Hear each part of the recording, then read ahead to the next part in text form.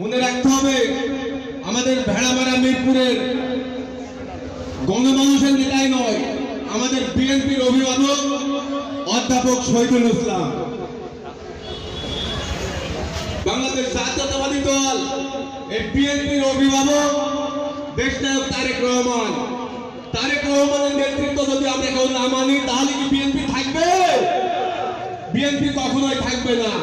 ঠিক তেমনি প্রত্যেকটা স্তরে নেতা আছে। আমাদের এখানে মিরপুর ভেড়ামারার নেতা অধ্যাপক শহীদুল ইসলাম, অধ্যাপক শহীদুল ইসলামের নেতৃত্ব যদি আমরা না মানি তাহলে বিএনপি কি থাকবে?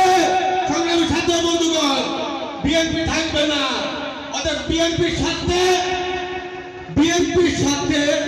বিএনপির হাত যেন শক্তিশালী হয়, বিএনপি সংগঠন যেন শক্তিশালী হয়, সেদিকে আমাদের লক্ষ্য রাখতে হবে। এবং এক্ষেত্রে